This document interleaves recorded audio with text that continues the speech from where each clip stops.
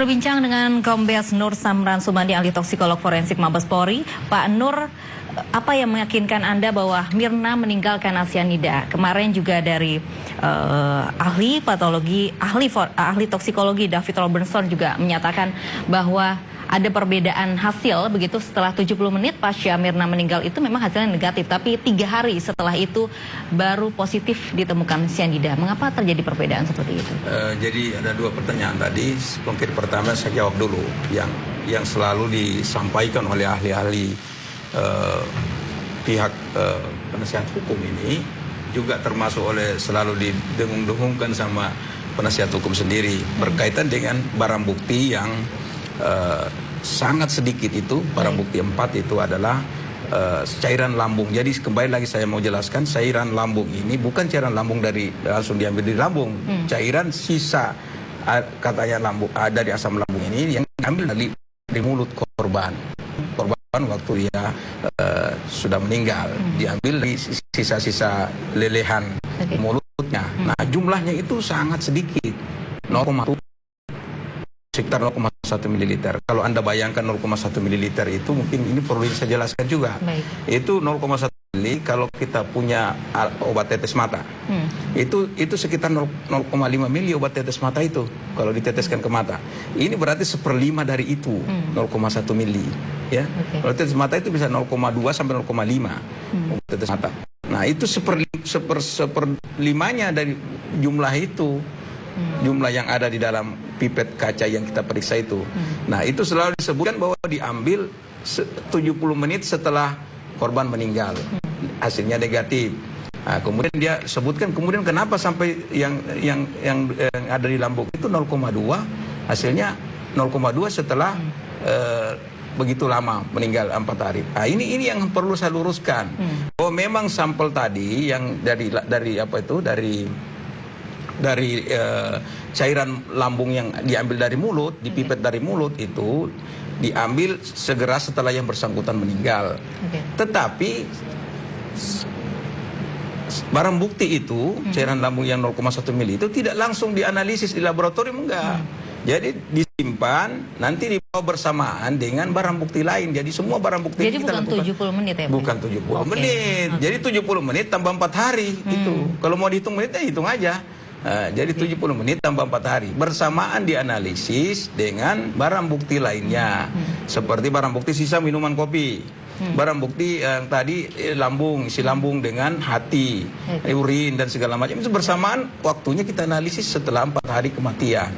Jadi jangan dipersepsikan bahwa 70 menit memang mengambilnya 70 menit tapi disimpan karena dibawa mau ditunggu yang hasil otopsi 4 hari setelah kejadian baru dibawa ke laboratorium forensik untuk dia lakukan analisis.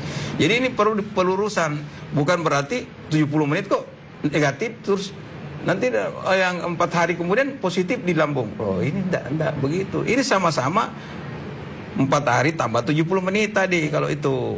Seolah-olah 3 hari itu hasilnya positif akibat hal tadi begitu ya. Tapi yang bukan, kedua mungkin saya bisa jelaskan kalau masih perlu diikat dulu atau saya jelaskan langsung. Baik. Biasanya Pak Nur, proses-proses apa yang dianalisis dari Pak Nur? Perbedaan apa kemarin kan sempat juga dari saksi ahli dari toksikologi dari pihak Jessica juga itu hanya data-datanya saja yang dianalisis, tapi seberapa besar Pak Nur menganalisis sehingga menimbulkan kesimpulan memang Mirna meninggal karena cyanida? Apakah memang dari rentetannya ada pengamatan CCTV seperti tadi Pak Nur juga jelaskan begitu? Jadi itulah tadi perbedaan-perbedaan yang mungkin terjadi antara ahli-ahli yang diajukan pihak penasihat hukum dengan yang diajukan oleh jaksa penuntut umum. Pertama, ini rata-rata ahli dari penuntut itu melakukan pemeriksaan langsung terhadap barang bukti, termasuk kami dari Pusat Laboratorium Forensik.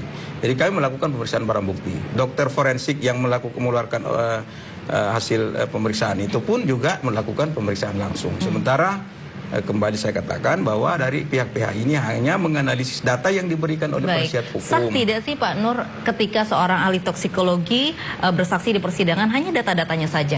yang memang dianalisis, bukan memang dia melakukan percobaan seperti itu dan menjadi saksi pada waktu itu uji lab. Iya, Sebelumnya. saya kira sah-sah saja sebagai Baik. saksi ahli. Nanti akan hakim pertimbangkan. Tentu hakim bisa membedakan antara ahli yang menangani langsung dengan ahli yang hanya berpendapat berdasarkan data yang ada. Nah, lagi pula seperti tadi pertanyaan saya lanjutkan lagi. Baik.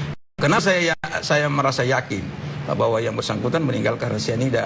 Jadi saya pernah nyatakan di depan sidang pengadilan bahwa memang saya tidak punya kewenangan formal. Saya bilang tidak punya kewenangan formal untuk mengatakan secara formal ya dalam bentuk visum, karena bukan saya yang bikin visum. Kami tidak berhak bikin visum. Jadi untuk menyatakan secara formal dalam bentuk tertulis bahwa kematian itu apa penyebab kematian seseorang, itu memang harus dokter forensik. Saya di depan sidang pengadilan saya katakan itu. Tapi kalau saya berpendapat sebagai ahli forensik, bukan hanya sebagai ahli toksikologi, karena saya berkecimpung dalam dunia forensik tidak tanggung-tanggung, sudah sekitar 30 tahun saya di dunia forensik. Jadi saya melakukan pengujian forensik itu bukan hanya dari satu sisi, tapi kami juga melihat dari semua sisi. Rentetan peristiwa ini dilihat. Nah, termasuk bukti-bukti terakhir dari yang kita temukan di dalam lambung korban. Jadi coba kita lihat, kita urai kembali dari awal. Mulai dari kita lihat dari, kalau kita lihat juga semua orang sudah melihat, mulai dari CCTV kita lihat, terus korban kita lihat meminum dan terus kelihatan merasakan apa namanya ketidaknyamanan di mulutnya. Nah, itu terlihat semua. Kemudian dan juga disaksikan oleh beberapa saksi fakta yang ada di situ. Kemudian dilihat perbedaan warna minuman. Ya.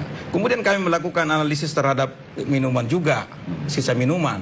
Nah, kemudian juga kita juga menganalisis yang ada di dalam tubuh korban, meskipun kadar itu sangat rendah, 0,2. Tapi bukan kadar 0,2 itu yang membunuh, tapi sebagian besar sudah hilang. Itu karena ada degradasi, ada reaksi dengan formalin. Ya. Jadi 0,2 itu kalau disebut-sebut itu ya tidak mungkin menyebabkan kematian. Siapa yang mengatakan 0,2 itu menyebabkan kematian? Tetapi teman-temannya itu yang sudah hilang itu yang menyebabkan kematian, yang sudah terdegradasi itu oleh formalin, oleh reaksi dengan asam lambung dan sebagainya. Baik. Pak Nur, kemarin juga sempat ahli patologi forensik mengatakan memang Mirna tewas bukan karena cyanida lagi, dan barang bukti juga dikatakan sangat dangkal begitu. Selain tadi juga saya berbincang dengan Pak Nur tadi, dikemanakan nanti barang bukti seperti bekas minum Mirna tadi, begitu kan? Seperti juga 0,2. Apakah itu memang cukup untuk menguatkan? Justru tadi kami katakan tadi, mari kita lihat semua petunjuk dan alat bukti yang ada, barang bukti yang ada, bahwa itu memang mengarah kepada apa yang kita sampaikan di dalam kesaksian itu. Jadi bukan hanya terpisah-pisah patologinya sendiri. Ya itu tadi, kalau patologinya sendiri, karena kembali saya katakan bahwa dalam kasus ini kan tidak ideal seperti yang dipersyaratkan. Kalau yang dipersyaratkan itu orang yang meninggal harus segera diotopsi segera setelah kematian, kemudian disampling segera setelah kematian, dilakukan analisis segera setelah itu. Nah, itu akan didapatkan hasil-hasil yang seperti yang disampaikan ahli-ahli itu secara teoritik berdasarkan kasus yang pernah terjadi. Nah, harusnya didapatkan seperti itu. Tapi sekarang kasus Mirna ini berbeda dengan kasus itu, karena otopsi dilakukan 4 hari setelah kematian, dan itu pun dilakukan, pengambilan sampel itu dilakukan setelah proses embalming. Jadi sangat jauh berbeda. Tidak boleh kita mengambil referensi ideal itu kepada sesuatu yang tidak ideal. Nah, pertanyaan, kenapa kita tetap lakukan pemeriksaan? Ya, tetap harus kita lakukan pemeriksaan, karena ini kasus bukan kasus main-main. Ini kasus pembunuhan ini. Ya, jadi kalau ini tidak bisa kita, karena tidak ideal seperti tadi, kita tidak lakukan pemeriksaan, tidak boleh. Ini kan kita penegak hukum, Polri ini penegak hukum, harus menegakkan kebenaran sebatas yang kita punya data itu. Dan data ini sudah, kalau kami sudah cukup kuat dengan apa yang ada ini. Dari data yang tadi saya sampaikan tadi, dari semua petunjuk yang kita sampaikan tadi, dari semua bukti-bukti yang kita sampaikan tadi, termasuk dari keterangan-keterangan saksi itu. Nah, kalau kita menuntut semua itu ideal tadi, harus segera diotopsi, itu tidak dilakukan, karena kita tahu di Indonesia ini kan banyak kendala untuk melakukan otopsi. Baik, Ya. Pak Nur, kemarin juga Pak Oto sempat meminta agar Mirna diotopsi kembali. Apakah mungkin seorang jenazah bisa diotopsi dan ditemukan maksudnya kadar sianida yang lebih dari 0,2 itu? Jadi ada beberapa kita bisa hargai beberapa pendapat ahli-ahli terdahulu yang sudah dimintai keterangan. Iya. Apakah mungkin itu dilakukan ini? Kalau yang berkaitan, kalau saya sebagai ahli toksikologi berkaitan dengan sianida sendiri, ini kalau kita lakukan juga memang sama dengan pendapat ahli-ahli yang terdahulu itu yang menyampaikan pendapat bahwa memang efektivitasnya diragukan, kurang bermanfaat. Kenapa? Pertama, sianida bisa terbentuk kalau sudah membusuk di dalam kubur, ya. Itu satu. Yang kedua, sianida ini juga memang gampang hilang. Ya, jadi gampang hilang sianida ini bukan seperti senyawa logam berat seperti kalau keracunan arsen. Kalau arsen bisa kita gali sampai berpuluh-puluh tahun pun masih akan kita temukan.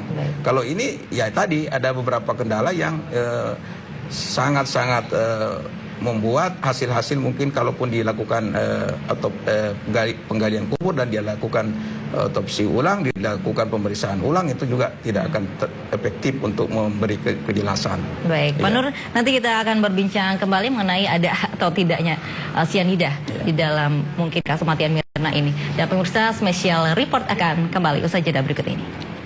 Tim Puslap 4 Polri Kamis kemarin menggelar uji coba kopi Vietnam bersianida di Cafe Olivier. Kemarin 2 orang saksi ahli yang pernah hadir di persidangan Nur Samran Subandi dan Dr. Imade Gelgel didatangkan.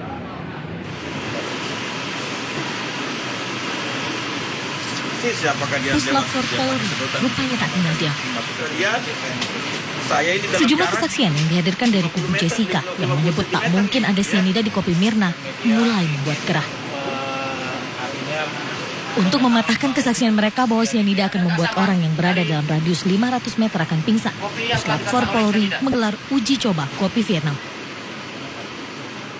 Tak tanggung-tanggung, 2 saksi ahli toksikologi forensik yang pernah bersaksi di persidangan dihadirkan.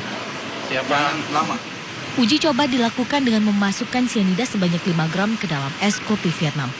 Hasilnya tidak berdampak pada orang di sekitarnya. Ya, ada. Bau sianida beraroma almond pun tak terendus walau berjarak 1 meter.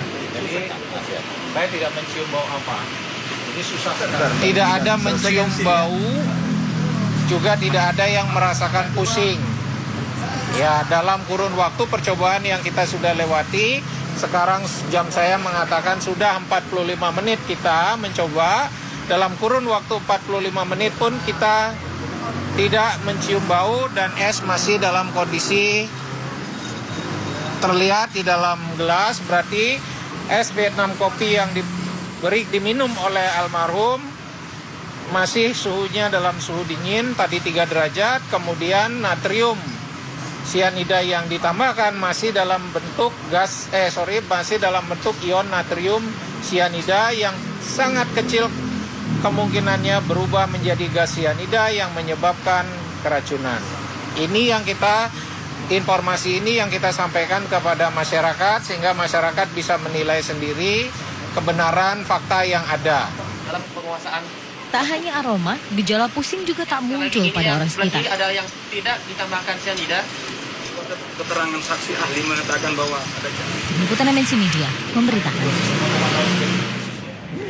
Tak hanya Puslap 4 Mabes Polri yang melakukan percobaan pembuatan es kopi Vietnam yang mengandung sianida, tim iNews TV juga melakukan percobaan serupa untuk mengetahui efek sianida jika tercampur dalam es kopi Vietnam. Kami hadirkan informasinya untuk Anda. Berdasarkan hasil percobaan Puslap 4 dan hasil analisa saksi ahli, tim investigasi pun mencoba melakukan uji reaksi sianida ke dalam es kopi Vietnam. Dibantu oleh seorang barista, tim pun melakukan uji sianida pada es kopi Vietnam dengan pengawasan ahli toksikologi. Percobaan A, kami lakukan persis sama urutannya dengan percobaan pertama yang dilakukan Puslap 4. Kami membuat es kopi Vietnam bersianida dengan urutan sianida terlebih dahulu, es batu, susu, kopi, kemudian diseduh dengan air panas dan diaduk.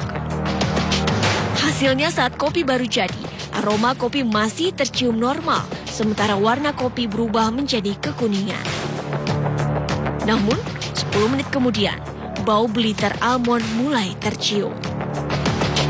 Dan setelah 40 menit, aroma kopi dalam es kopi Vietnam mulai hilang sama sekali dan berganti dengan bau bitter almond yang menyengat.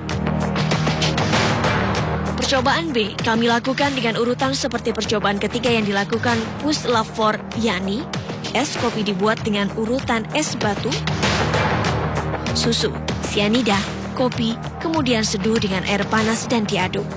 Hasilnya, setelah diaduk selama 3 menit, es kopi pun berbau kuat bitter almond. Warna kopi pun berubah menjadi kekuningan. Percobaan C dilakukan sesuai dengan percobaan keempat yang dilakukan oleh puslap-for. Es kopi Vietnam dibuat dengan urutan es batu, susu, kopi, sianida, kemudian seduh dengan air panas. Hasilnya, sesaat setelah diseduh, bau bitter almond langsung tercium sangat menyengat dan menyebar ke seluruh ruangan. Sementara warna kopi pada percobaan C tidak berubah menjadi kekuningan, melainkan berubah warna menjadi coklat tua. Percobaan D kami lakukan sesuai dengan urutan pembuatan es kopi dalam percobaan ke-6 yang dilakukan oleh puslap-for. Kopi dibuat dengan urutan es batu, susu, kopi, kemudian seduh dengan air panas. Setelah itu dimasukkan sianida dan diaduk. Hasilnya, setelah diaduk selama 38 detik, bau sudah sangat menyengat. Dan setelah 4 menit, bau berubah menjadi sangat menyengat. Warna kopi pun berubah menjadi kekuningan. Baik, ada 2 perbedaan ya Pak Nur Salman hasilnya.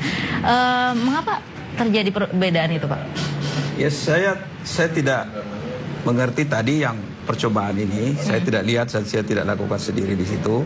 Tetapi saya mungkin bisa mengomentari bahwa proses tadi itu di mana sianida itu ditambahkan di dalam, kemudian langsung ada pengaruh masih panasnya itu tadi air dari atas, ya, dan modelnya itu mengenai langsung ke bawah airnya itu. Jadi mungkin ada reaksi air panas itu akan keluar sianidanya. Itu yang pertama yang mungkin terjadi.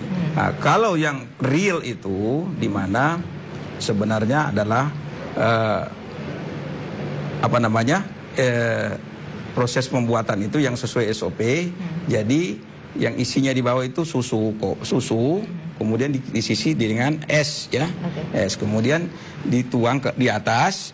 Jadi ini kan tidak mungkin sianida ditambahkan pada saat baris serahnya ada di situ, nggak mungkin. Jadi nggak mungkin. Jadi begitu dituang, esnya kopinya jatuh ke bawah, membasahi es ini. Seduhan kopi itu membasahi es. Jadi karena membasahi es, seduhan kopi itu menjadi dingin, ya, menjadi dingin. Kemudian setelah dingin, kemudian kami tambahkan dengan sianida tadi. Jadi memang ini sudah dingin air di bawah ini. Nah, kalau tadi saya tidak bisa meyakinkan bahwa air di dalam gelas itu dingin. Jadi kondisi yang real seperti ini yang kita ini. Karena kalau seandainya itu pun tadi kalau kita lihat itu kan sempat dibeginikan baru kita bau. Tidak menyengat itu karena dikasih begini, ya. Tapi kalau pernyataan saksi ahli yang kemarin itu mengatakan 500 meter keluar, itu kan tidak realistis. Kalau memang diginikan itu kan, apalagi kalau memang masih panas tadi yang ada efek panas, ya diginikan ya bau. Tapi kalau ini dingin beneran, terus pH-nya langsung rendah, itu tidak akan keluar. Sianidanya nggak keluar. Nah, yang kedua, yang bersangkutan ini, setahu saya dia menggunakan, kalau tidak salah ini sianida laboratorium. Ya. Kemudian apakah dalam bentuk tadi saya tidak tahu, apa dalam bentuk bongkahan atau sudah digerus halus, saya tidak tahu. Apakah memang berbeda Pak hasilnya? Bisa berbeda. Karena kalau misalnya ini tiba-tiba dari yang padat ini, proses pelarutannya itu lambat. Karena kan harus melarut pelan-pelan. Kalau dihaluskan itu lebih cepat larut, ya, larutnya cepat. Nah, kemudian tadi, kalau dia sianida sianida dalam bentuk pure murni sianida. Nah, Itu menurut kami bukan itu yang ditambahkan ke dalam ke dalam kopi itu. Itu yang ditambahkan ini adalah sianida teknis yang kadarnya itu sekitar di bawah 100%, tidak sampai 199%, di bawah 99%. Nah, itu kenapa kami yakini itu? Karena kami lakukan pengujian. Pengujiannya itu menunjukkan bahwa sianida yang digunakan ini adalah sianida teknis karena ada banyak pengotor di dalam sianida itu. Nah, kemudian kemarin itu kita lakukan menggunakan sianida teknis itu. Nah, itu ada beberapa penggunaan tadi perbedaan.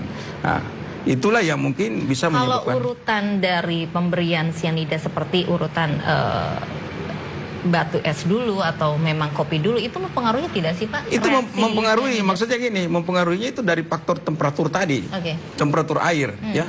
Jadi temperatur air itu makanya saya bilang temperaturnya sangat berpengaruh kepada reaksi degradasi sianida.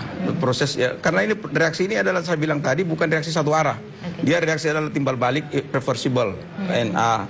Misalnya kalau langsung dengan air ya, dengan air. Tapi ini kan bukan juga dengan air sendiri karena ada kopinya, ada apanya segala macam. Kalau dengan air reaksi ini adalah reversible di mana NaCN bereaksi dengan H2O terjadi hidrolisis dan menjadi HCN tambah NaOH basah. Nah, ini reversible itu artinya dua arah begini. Nah, satu arah ke sini. Ini arah ini ditentukan oleh kondisi. Ketika panas, reaksi ke sana makin banyak. Maka HCN akan terbentuk lebih banyak. Tapi kalau dingin, reaksi ini tidak akan sampai ke situ. Nah, makanya saya tadi sebelum pemeriksaan dilakukan, kita melakukan pengujian temperatur air. Temperatur air. Nah, itu temperatur air itu kan tadi ditunjukkan 3 sampai 4 derajat. Nah, sesuai prosedural yang terjadi pada yang dilakukan di Cafe Oliver itu. Itu. Ya, saya bisa jelaskan. Baik. Pak Nur, jika tadi memang ada 2 uji coba yang memang hasilnya berbeda begitu kan. Namun memang dianalisis sampai sejauh ini yang dianalisis sianida itu dibubuhkan pada saat memang kopi itu sudah disajikan dalam bentuk dingin begitu. Nah, akibatnya memang tidak ada bau bitter almond seperti itu, honey juga tidak tercium. Kalau memang kemungkinan ada bukti bahwa bitter almond tercium, mungkin bisa diduga dari penyajinya begitu yang diduga menaburkan sianida, mungkin seperti itu. Karena ada reaksi mungkin ketika membuat dari kopi itu, bisa seperti itu Pak? Ya, itu tadi saya bilang, kalau misalnya ada bitter almond di bau di ruangan itu, dari dalam itu, dari banyak orang yang membau di situ, sekitar situ, itu kalau yang panas tadi bisa ada seperti itu kalau panas. Nah, ini kan faktanya orang-orang di situ pun yang pada fakta ini tidak membau bitter almond itu. Nah, tadi kita juga supaya saya sebutkan waktu itu kan Anda membau kan sebegini. Nah, dan ini pernyataan saksi ahli kemarin itu berbeda jauh karena dia mengatakan 20 meter. Nah, padahal ini percobaan sebenarnya bukan percobaan. Ini kan cuma 1 gelas. Bukan beberapa gelas, ini cuma 1 gelas. Jadi kalaupun ada hasil keluar tidak seberapa. Ini Anda bisa bitter almond ini mungkin beberapa percobaan itu kan banyak tadi pada beberapa percobaan. Dan sudah mau keluar semua ada di sini di udara gas HCN-nya itu, maka tertumpuk banyak. Padahal ini kasus ini adalah one glass ya, 1 glass of coffee ya, bukan beberapa gelas. 1 gelas ini tidak cukup untuk membuat bitter almond itu terbau sampai 500 meter. Just 1 glass ya, just saya ingatkan. Iya, baik Pak Nur, kita akan lanjutkan nanti, pemirsa jangan kemana-mana. Spesial report akan kembali saat lagi. Sosiali patologi forensik yang diajukan kuasa hukum Jessica Jaya Surya Atmaja juga menyaksikan Wayan Mirna meninggal akibat racun sianida. Jaya menyatakan hasil toksikologi yang menunjukkan 0,2 mg per liter sianida dalam tubuh Mirna terlalu kecil. Pernyataan Jaya sempat menimbulkan perdebatan antara JPU dan kuasa hukum. Pak, begini Pak, ini ya, Bapak salah. Kenapa salah? Saya tidak salah Pak. Saya di sini jaksa penuntut umum, Bapak jangan sembarangan ngomong.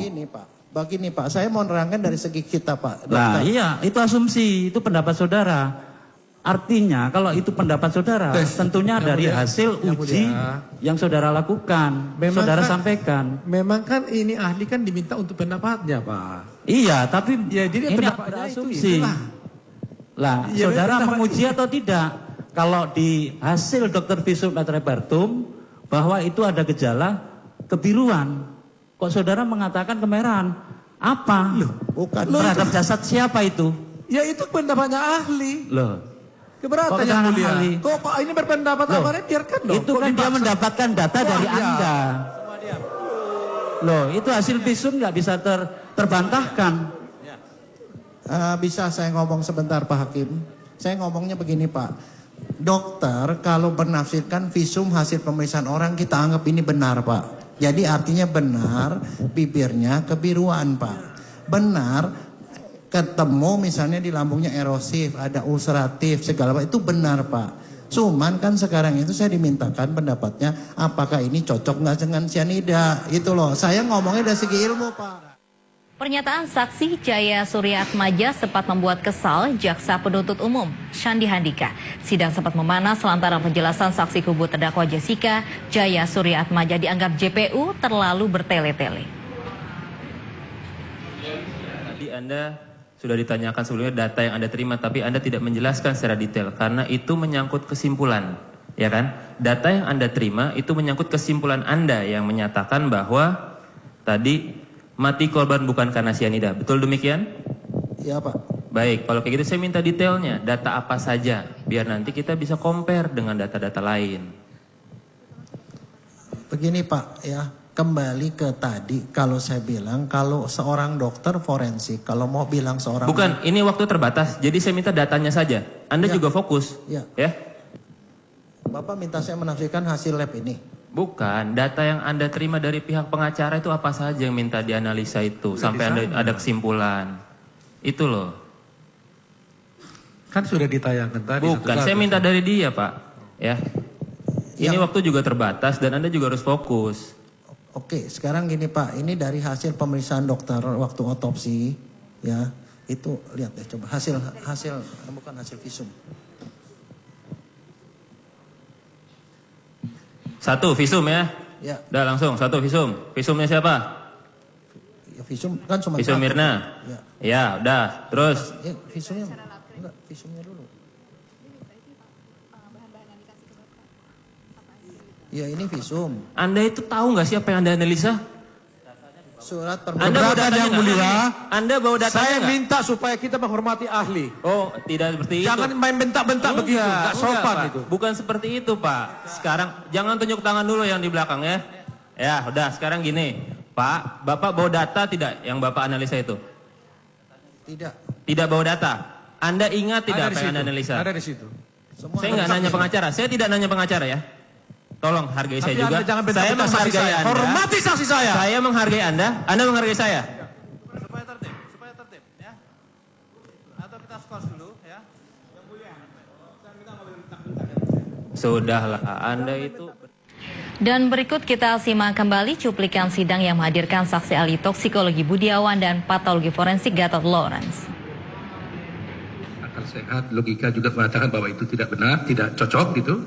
Kami putuskan untuk tidak berlanjut. Menyimpulkan. Bukan. Pernyataannya yang mulia menyimpulkan. yang ngomong. Iya, tapi pernyataan terakhir itu menyimpulkan sendiri saudara penasihat hukum Bukan, ini. saya mengulangi apa yang disampaikan yang mulia. Tadi mengatakan yang mulia sudah menyimpulkan tidak benar, itu kan keliru. Bukan, saya katakan Sudah, tadi cukup. yang mulia sudah memahami gitu. Semua terekam di sini ya, semua terekam. Ya. Baik. Ini masing-masing kita bawa rekaman ya. Ya. Kan? Sudah. Ya. Untuk dari saya cukup yang mulia, mungkin dengan saya. Silakan. Ada satu majelis kepada ahli, tadi sesuai dengan apa yang ahli terangkan di persidangan ini bahwa juga melakukan uji coba mengenai pencampuran sianida ke dalam kopi susu. Termasuk tadi pertanyaan yang mulia mengenai warna. Saya mau sampaikan kepada ahli bahwa Dokter Jeljel juga melakukan itu. Tapi apakah sama? Dokter Jeljel itu melakukan 5 kali percobaan dengan berbeda-beda. Pertama es, baru kemudian susu, baru kemudian kopi, baru sianida. Ada 6, tapi hanya 5 yang dilakukan. Dari kelima yang dilakukan ini, semua warna adalah coklat susu. Hanya ada yang sedikit agak terang dan tidak ada yang mengatakan warna kuning. Malah di dalam percobaan yang ke-6 yang lebih mendekati apabila itu diduga dimasukkan oleh Jessica, itu adalah percobaan ke-6.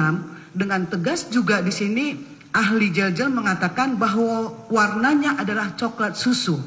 Yang ingin saya mau tanyakan, apakah ahli juga sependapat dengan uji coba yang dilakukan oleh ahli Jelgel ini mengenai warna daripada uji coba itu? Ya, warna sama. Sama ya? Ya. Tidak ada yang kuning-kuning? Tidak ada kekuningan. Ya. Terima kasih, majelis. Ya. Masih ada dari penuntut umum? Gimana? Kami lanjutkan atau break maghrib dulu yang mulia? Masih banyak? Masih banyak. Tapi nanti masih ada ahli lagi ya? Ya, kita selesaikan sebelum maghrib ini. Oke. Yang pokok-pokok saja lah.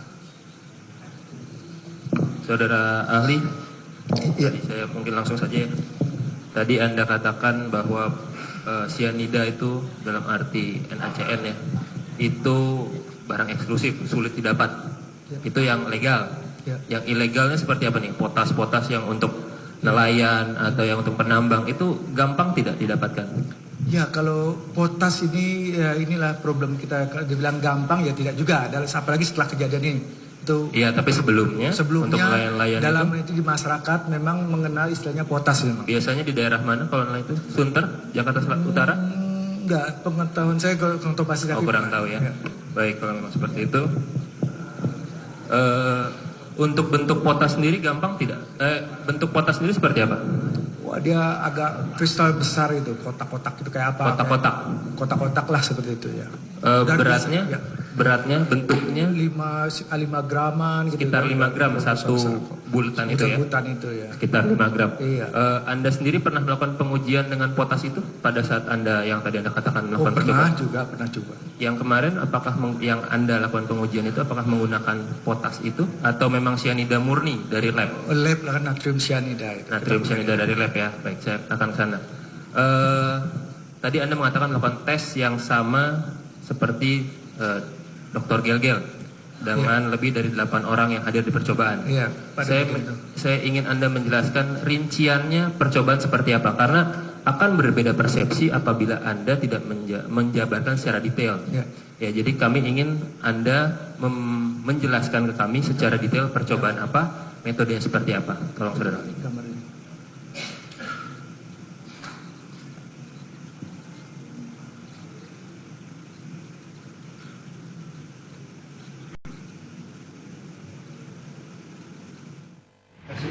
Pemirsa, pernyataan saksi ahli toksikologi IMA Agus Gelgel ternyata bertentangan dengan fakta persidangan sebelumnya saat menghadirkan saksi ahli kedokteran forensik yang mengatakan bahwa tidak dilakukan prosedur otopsi pada jenazah Mirna.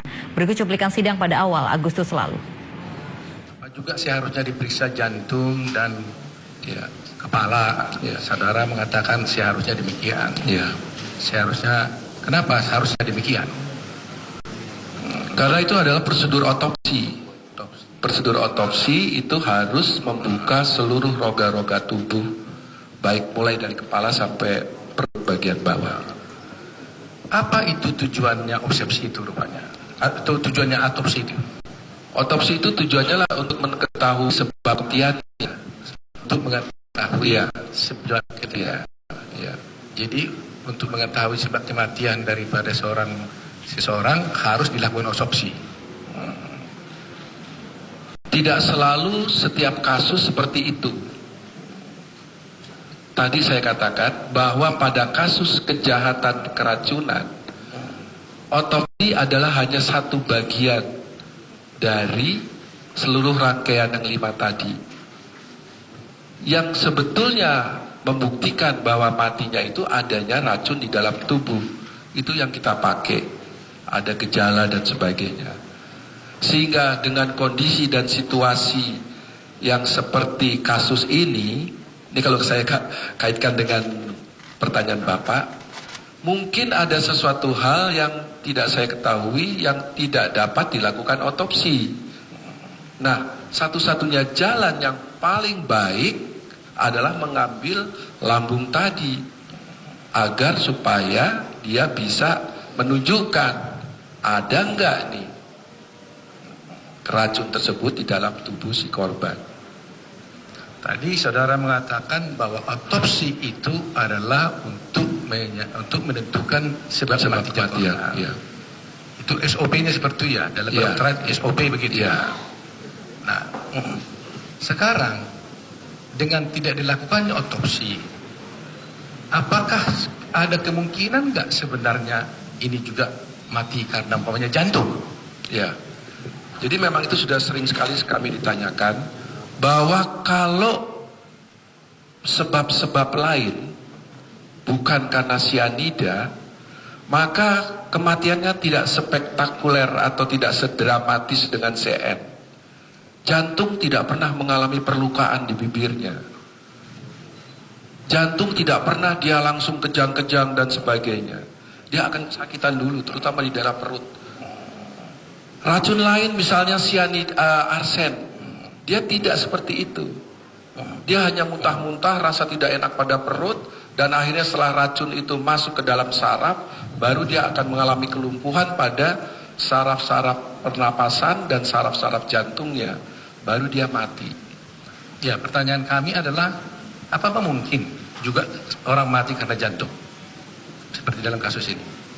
Dalam kasus ini saya bisa menyingkirkan kemungkinan matinya jantung. Bagaimana saudara bisa menyingkirkan orang saudara tidak periksa? Karena dari gejala, tadi saya katakan bahwa pada kasus keracunan. Ya sudah tahu dari gejala. Iya. Tapi saudara kan tidak memeriksa jantung kan? Iya, tidak memeriksa jantung. Nah, kalau ternyata memang pada saat itu juga mati karena jantung, bisa kan terjadi juga semacam koinsiden.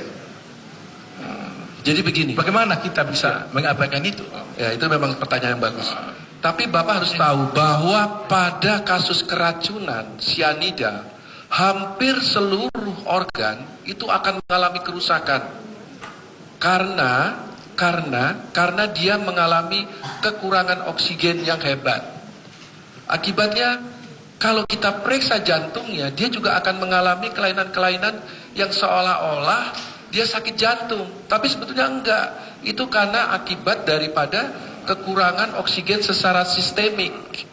Iya, tetapi kan tadi syaratnya seharusnya dan untuk menentukan matinya seseorang katanya kan otopsi. Iya. Pertanyaan kita kan, saudara tidak melakukan jantung, memeriksa jantung. Nah, kalau saudara tidak memeriksa jantung, apakah bisa saudara menentukan matinya ini karena jantung atau tidak? Tidak bisa memang. Ya, Pak Nur, jika memang dipertanyakan hingga saat ini otopsi dan juga otopsi kenapa memang tidak dilakukan, sebenarnya seperti apa sih otopsi yang harusnya dilakukan ketika memang ada korban mati karena memang racun sianida begitu? Iya, jadi sebenarnya pertanyaan ini cocoknya dijawab oleh ahli patolog ya yang melakukan otopsi. Tapi saya juga pernah melihat orang melakukan otopsi ya. Jadi setahu saya secara umumnya itu memang dilakukan pembedahan dan pengambilan organ-organ di dalam, organ dalam juga misalnya dari lambung, kemudian jantung, ginjal dan juga sampai kepada otak kalau perlu ya, sesuai dengan kepentingan pemeriksaan yang dibutuhkan. Nah, dan itu juga dilakukan analisis oleh orang patolog ya. Kemudian juga mungkin perlu dilakukan histologi untuk jaringan-jaringan itu yang diambil tadi untuk melihat penyebab-penyebab kematian. Nah, jadi itu mungkin lebih jelas dijelaskan oleh patolog. Nah, kalau dalam hal ini memang tidak dilakukan secara lengkap seperti itu.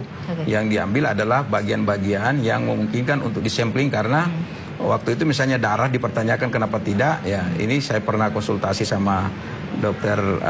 Purnomo yang melakukan pengambilan sampel itu bahwa darah tidak memungkinkan karena tadi sudah disebutkan sudah dilakukan embalming sehingga sudah terjadi seperti sudah pembekuan tidak memungkinkan untuk diambil lagi darah. Tapi 0,2 itu cukup membuktikan. Kalau menurut pendapat saya dan juga pendapat Pak Purnomo memang sudah 0,2 itu dan juga bukti-bukti iritasi lambung dan segala macam bukti lain yang dia temukan juga di dalam proses itu dan juga tanda-tanda dan tidak ada pengaruh embalming atau dan itu juga diperhitungkan pengaruh embalming. Tadi karena embalming tadi itu menghilangkan sianid sehingga dan tiosianat metabolit dari sianid itu yang secara teoretik harus seperti itu dan juga ada beberapa kasus menunjukkan seperti itu. Tapi itu pada kondisi ideal di mana tidak dilakukan embalming dan proses otopsi dilakukan segera setelah kematian. Nah, jadi itu barangkali ya. Baik, jika saya bertanya kepada Anda seorang ahli toksikologi forensik begitu, berapa banyak sih Pak kasus-kasus yang memang korban ini karena sianida? Apakah ini adalah yang pertama kalinya di Indonesia? Inilah yang saya kira mungkin perlu saya pertanyakan kepada ahli-ahli yang melakukan pemeriksaan juga, termasuk saksi-saksi yang didatangkan oleh penasihat hukum. Mengapa demikian?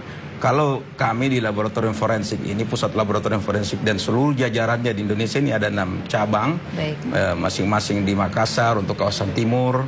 Kemudian di Makassar ini saya pernah menjadi kepala cabang selama 4 tahun sebelum saya kembali ke Puslapfor.